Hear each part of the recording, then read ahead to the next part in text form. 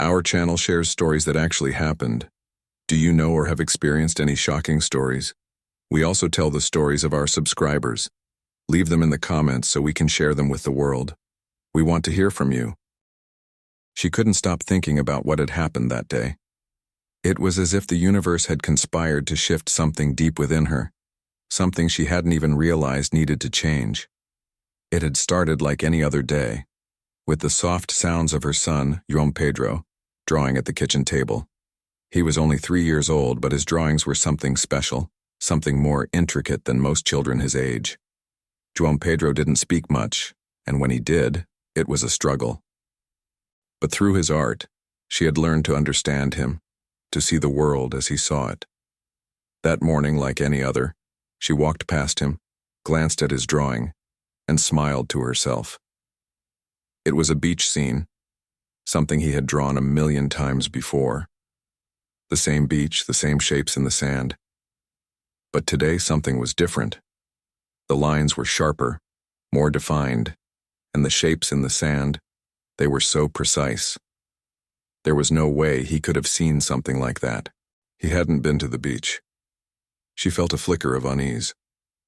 There was a quality to this particular drawing, something that made her question whether he had drawn it from memory of something he had never seen. The object in the sand, that strange, elongated shape, wasn't just driftwood or seaweed like she had assumed. It looked like something else, something out of place. Her heart began to race. The more she stared at the drawing, the more she realized just how real it seemed. She looked over at her husband, Antonio, who was preparing his camera for the day, and her unease grew. He had noticed her staring at the drawing, and when their eyes met, she saw the same concern mirrored in his expression. "This looks like a real place," he said, his voice barely above a whisper. She didn't reply, but she didn't need to. He was thinking the same thing she was. How could he have drawn this so accurately? They had never shown him a picture of that beach, never talked about it. She could feel her chest tighten as the weight of the realization settled over her. This wasn't just a random drawing. This wasn't something her son had made up out of his imagination. He had seen it. Somehow, he had seen it. And that realization was so unsettling that she didn't know whether to laugh or cry. She just stood there, frozen, as the world seemed to shift around her. It wasn't long before the urge to act on this feeling became unbearable. Antonio, always the pragmatic one, pulled up a map of local beaches, his fingers flying over the keyboard. He didn't say much, but she could feel the tension growing between them. As the map loaded, he zoomed in on a stretch of coastline they had never visited before. Playa del Fines, a beautiful, remote beach in Cancun. He stared at the screen for a moment, and then his voice broke the silence. "This could be it," he said, his words tinged with disbelief. Her heart skipped a beat. It wasn't just the beach that looked the same, it was the details. Those strange rock formations, the crescent-shaped bay, the way the sand stretched out, untouched by human feet. It was as though João Pedro had known about this place before, as though he had been there. She shook her head, trying to push away the thought, but the sense of unease wouldn't leave. "We have to go," Antonio said, his eyes now fixed on her. "Maybe it's nothing, but we need to see it for ourselves." She felt her stomach drop. Something about the idea terrified her, but at the same time, she couldn't deny that there was a pull, an inexplicable need to find out what was going on. Maybe it was just a coincidence. Maybe João Pedro had seen a picture somewhere. But the more she thought about it, the more she realized that coincidences didn't explain how he had captured every detail so perfectly.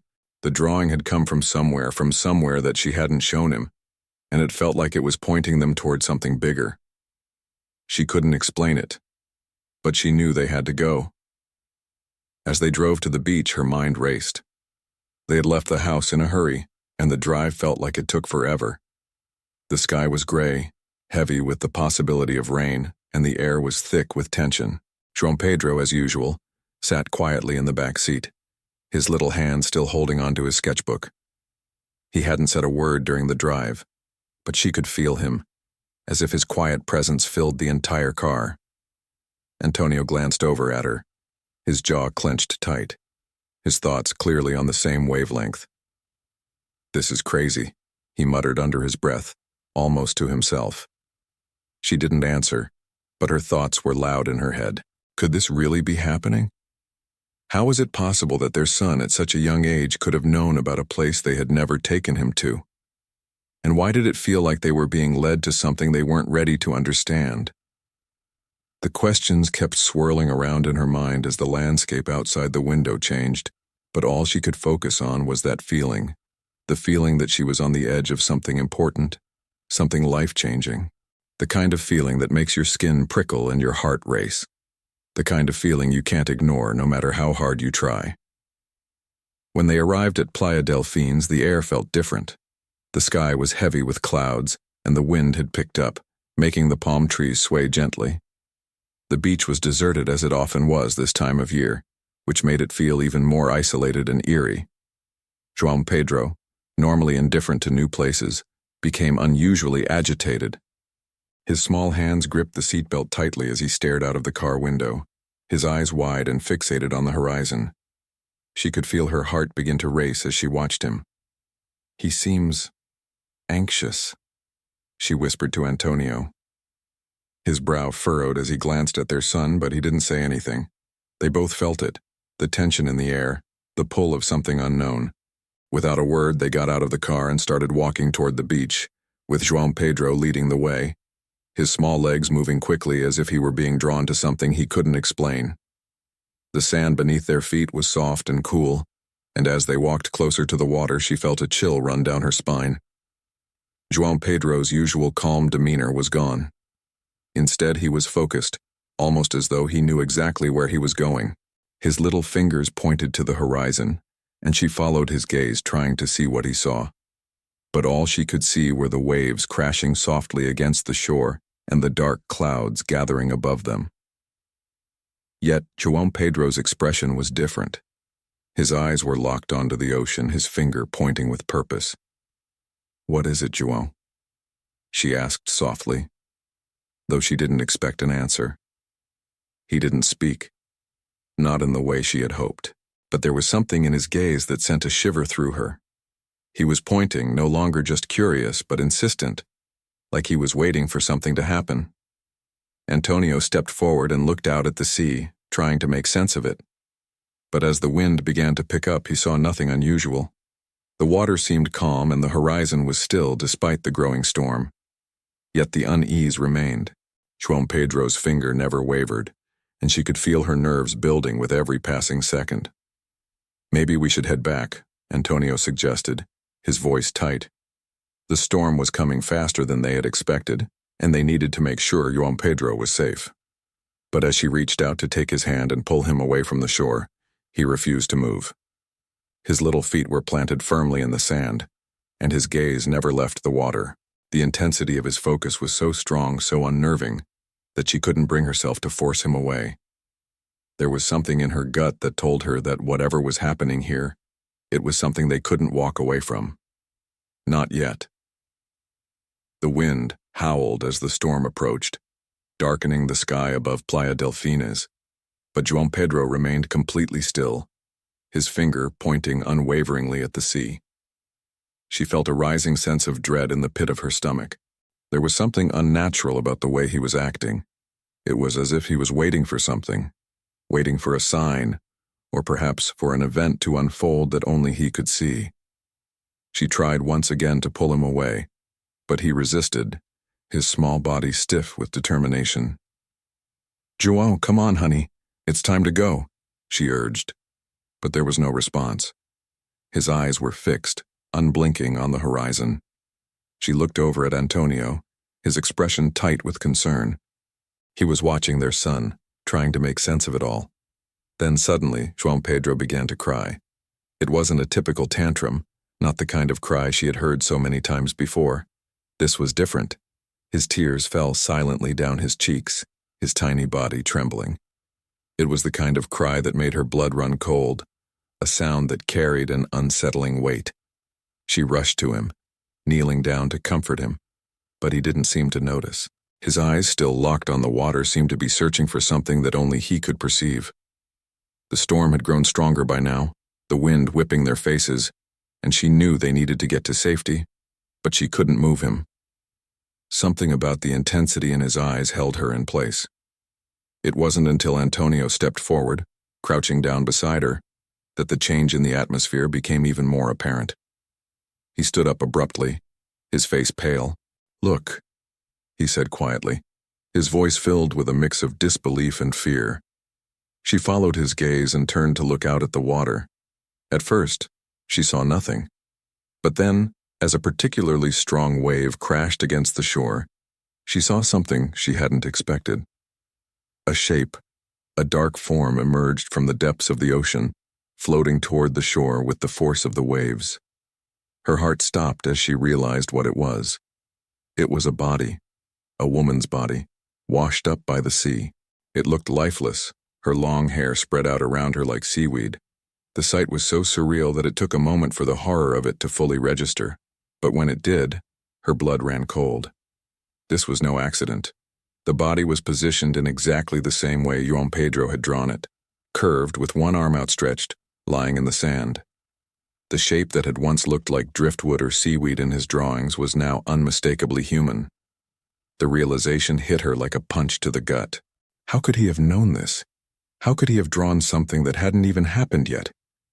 As the storm began to break and the rain poured down, she felt as though the world was closing in on her. She glanced at Juan Pedro, who had stopped crying, his face now calm and serene. His finger was still pointing at the body as if confirming what they were seeing. His silence spoke volumes. He had known this was coming. He had seen it before. She could barely breathe as the weight of the moment pressed down on her chest. This wasn't just a strange coincidence. It couldn't be. The realization that Juan Pedro had drawn the body before it appeared on the beach was enough to freeze them both in place. Antonio and she stood there staring at the lifeless woman washed up on the sand, trying to make sense of what was happening. Her mind was racing, but the words wouldn't come. She wanted to scream, to run, to deny the impossible reality unfolding before her, but her body wouldn't respond. She looked at Juan Pedro, who remained eerily calm, still pointing at the body as if this was exactly what he had been waiting for. His silence was deafening. She felt as though the earth beneath her feet had suddenly shifted, as if everything she knew about the world had been upended in a matter of moments. Antonio was the first to move, his instincts kicking in. He pulled out his phone, snapping photos of the scene with the quick precision of a forensic photographer. His face was pale, his hands slightly shaking. The reality of the situation hit him too, and yet, he was doing what he had always done, documenting the truth no matter how terrifying. "We need to call the police, Gira," he said in a low, steady voice, though it was clear that the weight of it all was hitting him too. She nodded, her throat tight, but before she could process everything fully, she heard the sound of sirens in the distance. They were coming. As the officers arrived, she felt an overwhelming sense of disbelief. How could this be happening? How could Juan Pedro, their quiet, nonverbal son, have known about something that hadn't even been discovered yet? The police cordoned off the area, their movements quick and efficient, but her mind was elsewhere. How was it possible for Juan Pedro to have known what none of them had? How could a 3-year-old child who couldn't even speak have predicted this? They were still trying to make sense of it when a detective came over to them. She could tell immediately that she was someone used to dealing with the strange, the unexplained, but even her professional demeanor couldn't mask the curiosity in her eyes. "I'm Detective Fatima Santos," she introduced herself, her voice calm but sharp. "I need to understand what happened here." Antonio and she exchanged a look, neither knowing how to begin. It all sounded insane. Who would believe that their son had somehow drawn the scene of a crime before it happened? Who would believe that a child, who didn't speak, had known something they didn't? But they had no choice but to tell her the truth. They showed her the drawings, the ones Juan Pedro had made over the past few weeks. Each one depicted the same beach, the same strange shape on the sand. The body wasn't a fluke. It was there, in every single drawing. Detective Santos studied the sketches, her expression unreadable, before she glanced back at Juan Pedro. His face remained serene, as if he understood more than anyone else present. "This is extraordinary," she murmured, more to herself than anyone else. "We need to get these drawings to the right people, and we need to understand how your son knew about this place." She turned to Antonio and her gaze sharp. "You said he doesn't speak much, but has he ever communicated anything like this before?" They both nodded, though it didn't feel like an answer. João Pedro had always communicated through his art, but this was different. This wasn't just an ordinary drawing. It was a vision. Somehow João Pedro had seen something that none of them had, and now they were all caught in a mystery that seemed impossible to solve. The investigation moved quickly, but the more they dug into the case, the more confused everyone became. João Pedro, the key to unraveling this mystery, remained silent, his quiet demeanor offering no further explanations. Detective Fatima had taken the drawings, and soon, experts in child development and law enforcement were all scrutinizing them, trying to make sense of what they could mean. Meanwhile, the police had identified the woman's body as Diane Oliveira, a young volunteer at a local center for children with autism, the same center where João Pedro had been attending therapy. The connection was undeniable, but the question remained: how had João Pedro known about Diane, about her tragic fate, before anyone else did? It was as though he had witnessed the entire thing in some strange, unexplainable way. The more they learned about Diane, the more they understood how close she had been to João Pedro's world. She had been a regular presence in the center, working with children just like him. Her role there had been instrumental, but as the investigation unfolded, it became clear that she had been caught up in something far more sinister. Diane had discovered financial irregularities at the center, and in the days leading up to her death, she had been looking into evidence of embezzlement. Josue Macedo, the director of the center, had been involved in the scheme. The more they uncovered, the more they realized that Diane's death wasn't a random tragedy. It was the result of a deliberate act to silence her. Diane had confronted Macedo about the financial discrepancies, and when she had threatened to go public with her findings, he had killed her to keep his secret safe. But João Pedro, how had he known all of this? As they pieced together the timeline, it became clear that João Pedro's drawings had started just days before Diane's disappearance. He had drawn the same beach, the same rock formations, and the same strange shape in the sand, now recognized as Diane's body, long before anyone had discovered it. It was as though João Pedro had somehow witnessed the murder in some way, something that his mind had captured and expressed through his art. Detective Fatima had her suspicions, but she couldn't make sense of it. She needed answers. They all needed answers. João Pedro's ability to see and understand things beyond the ordinary was more than anyone could comprehend. There was no explanation for how he had known what was coming, but the evidence was there, in his drawings, in his silent witness to a crime that no one else had been able to anticipate. As the investigation deepened, it became clear that João Pedro's extraordinary gift, his ability to capture these images, would be key in solving the case. But even then, the questions remained. How had he seen it? Was it intuition, a gift, or something more? Whatever the answer, João Pedro had played a central role in exposing a crime that might have otherwise gone unnoticed, and in doing so, had brought justice to Diane's memory.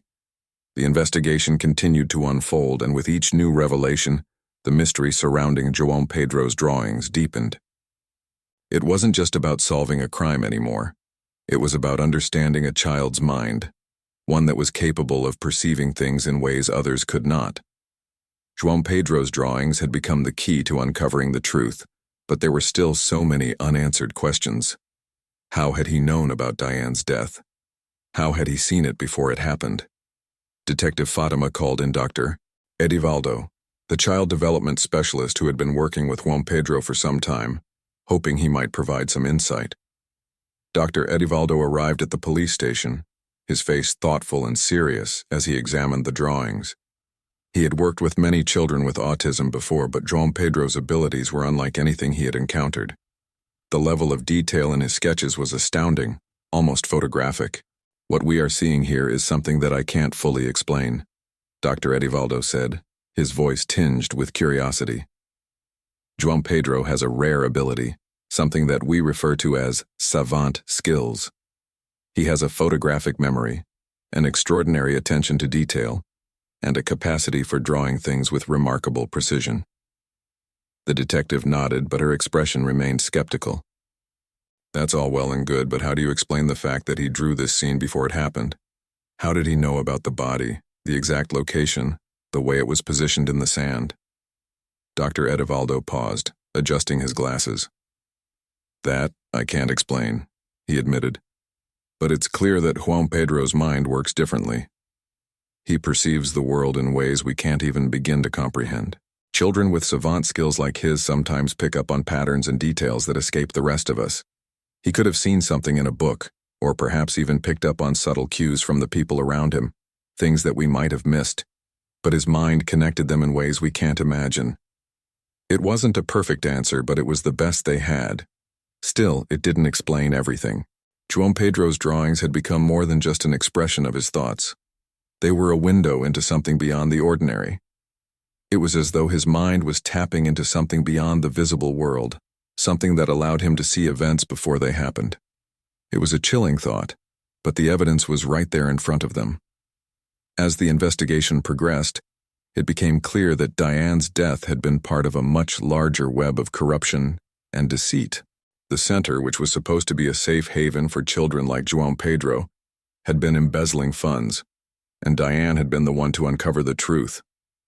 Macedo had gone to great lengths to silence her, and it was only because of João Pedro's unusual gift that the truth had come to light. But even as the case drew closer to a resolution, there was a nagging feeling in her gut. What else had João Pedro seen? What else was he capable of perceiving that the rest of them couldn't? She knew that the mystery wasn't over, not yet. As the investigation into Diane's murder unfolded, the puzzle pieces began to fit together, but there was always a lingering unease that something was still missing. João Pedro's ability to draw the future, or at least things that hadn't yet happened, was something no one could fully understand. The authorities had their answers. The police had gathered the evidence, and Josué Macedo was arrested for his role in the crime. But there was something more that still haunted her. She couldn't help but wonder about the nature of João Pedro's gift. Was it just a photographic memory? Or was there something deeper, something beyond the surface that no one had yet discovered? The questions swirled in her mind as they spent days at the police station, meeting with detectives and specialists. They were focused on the investigation, but her thoughts kept drifting back to João Pedro. He was the one who had led them to the truth, and yet he remained silent throughout it all. His quiet demeanor hadn't changed. He had never spoken about what he had seen, nor did he ever ask for anything in return. He simply sat there, drawing, quietly observing the world through his own eyes. It was as if his drawings were the only way he could communicate, but even that wasn't entirely clear. What else had he seen? What else had he captured in his mind that hadn't been revealed yet? She found herself unable to shake the feeling that João Pedro knew things that no one else could. And yet, despite his extraordinary ability, he didn't speak about it. He didn't ask for attention. He simply let the world around him unfold in its own time, like a child who could see the threads of fate but chose not to alter them. She and Antonio had tried to talk to him about what had happened, to explain the importance of his drawings, but he never seemed to acknowledge their words. He didn't need to. His eyes, his quiet presence, were enough to show them that he understood far more than they could comprehend. The day they left the police station after everything had been sorted out, she couldn't help but feel a mixture of awe and fear. The truth had come out. Justice had been served. But she couldn't shake the feeling that João Pedro's journey was just beginning, and that there was so much more to his gift than anyone could grasp. He had shown them a glimpse of the world through his eyes, a world that was far more complex than they had ever imagined. As they drove home, the weight of the day's events settled in her chest. João Pedro was still the same, quiet, peaceful, drawing. But she knew, deep down, that the world would never look the same again. Her son had seen things, and those things would continue to shape their lives in ways they couldn't even begin to understand. As the weeks passed, life slowly began to return to some semblance of normalcy.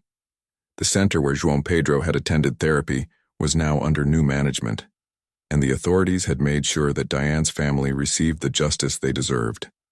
The corruption and embezzlement that had plagued the center were exposed, and Josue Macedo, the director, was facing charges. Diane's memory was honored, and her tragic fate was no longer just a mystery. It had been solved thanks to João Pedro's drawings.